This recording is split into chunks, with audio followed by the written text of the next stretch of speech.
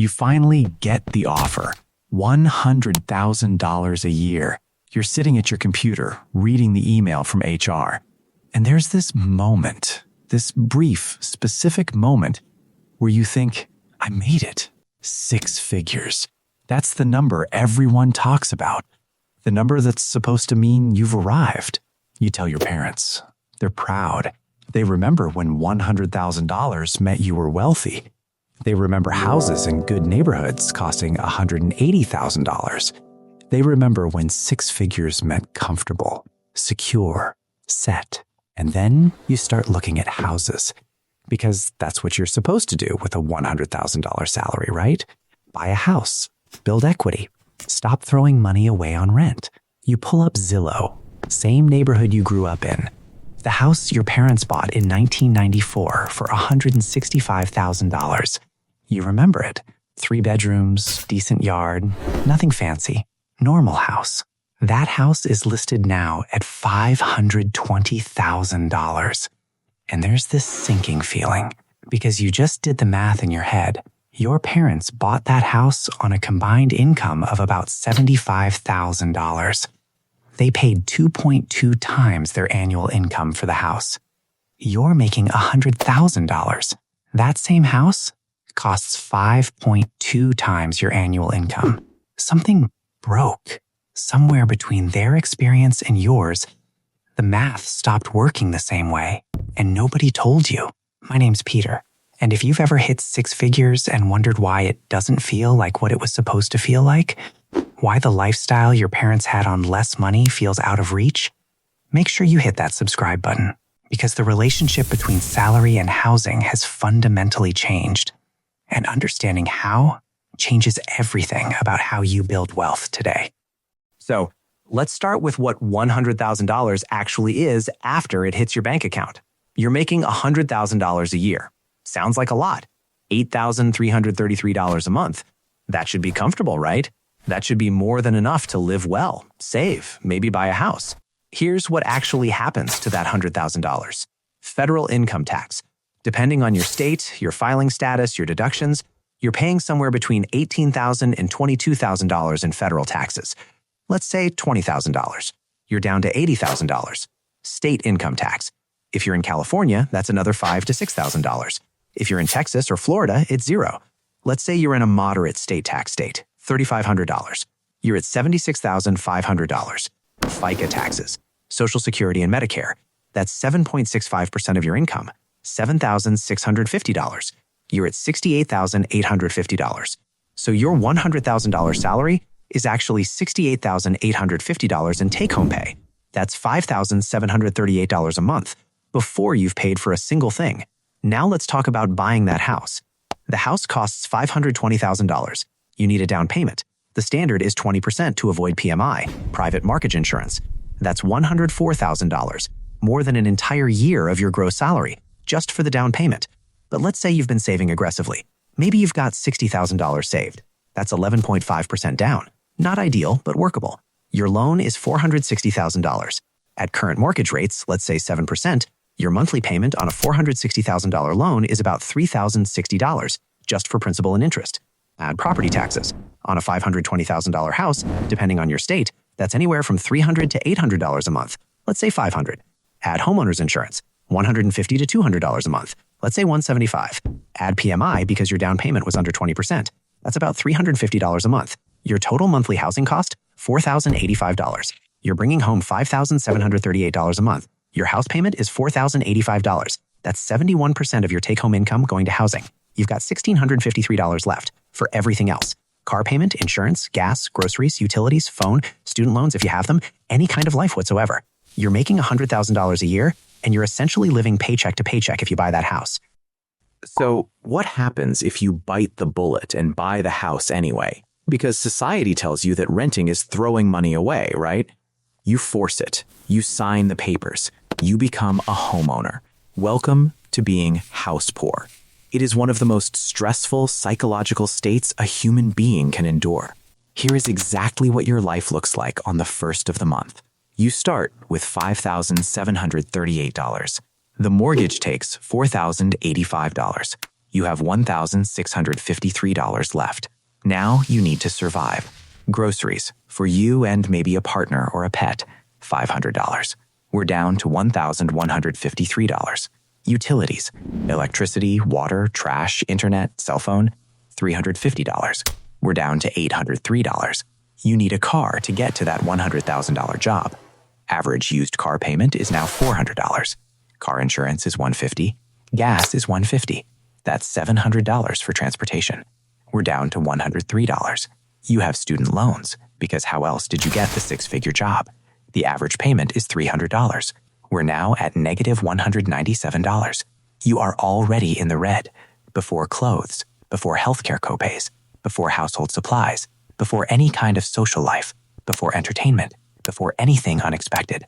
But here's the absolute kicker that breaks people: maintenance. When you own a home, you are supposed to budget 1% of the home's value every year for maintenance. On a $520,000 house, that's $5,200 a year, or $433 a month. You don't have $433 a month. You don't have $103 a month. You have negative $197, and you haven't even factored in maintenance yet. This is why your coworker making $100K is constantly stressed about lunch prices. This is why people in nice houses have empty bank accounts. They are entirely trapped by the math of their own shelter. Most people think $100,000 is the salary that opens up comfortable homeownership. And maybe it was 20 years ago, 30 years ago, but the math changed. Here's what actually happened. In 1990, the median home price in the U.S. was about $120,000. The median household income was about $29,000. A house cost roughly 4.1 times annual income. In 2000, median home price $170,000. Median income $42,000. Ratio 4.0. In 2010, median home price $220,000. Median income $50,000. Ratio 4.4. In 2024, median home price $420,000. Median income $75,000. Ratio 5.6. The ratio has stretched. Houses have outpaced wages significantly, and in high-cost areas, it's even worse. In many cities, houses cost 8, 10, even 12 times median income. So what used to take 4 years of income to buy now takes 5.6 years. That doesn't sound dramatic, but here's what that means practically. If you're saving 20% of your income toward a down payment, which is aggressive, it used to take 4 years to save a 20% down payment. Now it takes 5.6 years, almost 2 extra years of saving just to get to the starting line. And during those extra years, home prices keep rising. You're saving for the moving target. By the time you've saved enough for a down payment, the house costs more, so you need a bigger down payment. This is called the down payment treadmill. You're running, but the finish line keeps moving away from you faster than you're moving toward it. And here's what makes this particularly brutal. While you're saving for that down payment, you're paying rent, and rent is also rising. So your ability to save is being squeezed by rising rent, while the amount you need to save is being increased by rising home prices. You're being compressed from both sides. You're making $100,000 a year, and you're financially fragile. One unexpected expense away from debt. That's not the comfortable life 6 figures is supposed to provide. And here's the psychological thing that makes this so disorienting. You're making good money. $100,000 is objectively a good salary. It's in the top 25% of individual earners in the US. You did everything right. You got the education, the career, the income, but you can't afford the lifestyle that salary used to provide. You can't buy the house your parents bought on less money. You can't save the way they did. You can't build wealth at the same rate. And it's not because you're doing something wrong. It's because the relationship between wages and major expenses, housing, healthcare, education, has fundamentally changed. Wages have grown, but the cost of those major expenses has grown significantly faster. This creates what's called compressed purchasing power. Your salary number is higher, but what that number can actually buy has been compressed. $100,000 today buys you a life that $60,000 bought you in 2000. Maybe less. There's another layer to this that's even more uncomfortable. It's not just that houses are more expensive. It's that financing them is more expensive. In 2000, mortgage rates were around 8%. In 2010, they dropped to 5%. In 2020, they hit historic lows around 3%. In 2024, they're back up to 7%. Here's what that means in real dollars. A $400,000 mortgage at 3% interest costs you $1,686 a month. The same $400,000 mortgage at 7% interest costs you $2,661 a month. That's $975 more per month for the exact same loan. $11,700 more per year just in interest. So not only are houses more expensive, but borrowing money to buy them is more expensive. You're getting hit twice. The price went up, and the cost to finance the price went up. And this is happening while wages haven't kept pace. So you're making slightly more than people made 10 years ago. But houses cost significantly more, and financing them costs significantly more. The math just doesn't close, and you're left trying to make a $100,000 salary cover costs that used to be manageable on $60,000 or $70,000. You're lying in bed. It's Tuesday night. You're exhausted from work, and you're thinking about that house, the $520,000 one. You're running the numbers again. Maybe if you got a roommate. Maybe if you did a side hustle. Maybe if you just accepted the $4,085 monthly payment and figured it out. And there's that tightness in your chest. Because you're already working hard. You already have a good job. And the idea that you need to add more work, more hustle, more sacrifice, just to afford what your parents afforded on one income, it's exhausting. And the thought that keeps circling, am I just bad at this? Did I miss something? Because everyone else seems to be buying houses. Except they're not. Or they're doing it with help. Parental down payment, gift money, dual income with no kids, moved to a cheaper city, bought something smaller and further out than they wanted. The people buying houses on $100,000 salaries are either stretched thin or getting assistance or making compromises that aren't visible. So here's how people who actually build wealth on six-figure incomes think about housing differently. They don't start with, what house can I afford? They start with, what percentage of my income can I dedicate to housing without becoming financially fragile? And that percentage, for financial stability, is around 30% of gross income. On $100,000, that's $2,500 a month maximum for housing. At $2,500 a month, you can afford a house around $350,000 with a 20% down payment at current rates. Not $520,000, $350,000. That might mean a smaller house, a different neighborhood, a longer commute, but it means you're not stretched to 71% of your take-home income on housing. It means you have room to breathe, room to save, room for life to happen without triggering financial crisis. And here's what they do with the money they're not spending on housing. They save it aggressively. They build a cushion. They invest. They build wealth that's liquid and accessible, not locked into home equity that they can't touch without selling or borrowing against. They prioritize financial security over looking like they're successful. They'd rather rent or buy something modest and have $30,000 in savings than buy the impressive house and have $800 in their checking account at any given time. Because they've seen what happens to people who stretch for the house.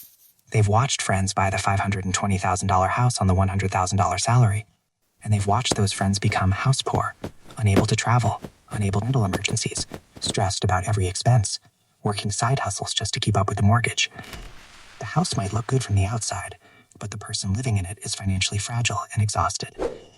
So they wait, they save, they accept that in today's market, a $100,000 salary doesn't buy the house it used to, and they make decisions based on actual affordability, not what they feel like they should be able to afford. Now here's the part that's hard to accept. If you're making $100,000 and you want to buy a house in a major city without stretching yourself dangerously thin, you probably can't. Not solo, not right now. The math just doesn't work, and that's not a personal failing. That's a structural economic reality. So what do? Option 1, you wait and keep saving while living below your means. You rent something cheaper than you could afford to buy. You invest the difference. You build liquid wealth. And you wait for your income to grow or for market conditions to shift or for you to accumulate enough that the purchase doesn't stretch you thin. Option 2, you compromise significantly on the house. Something smaller, further out, in a less desirable area.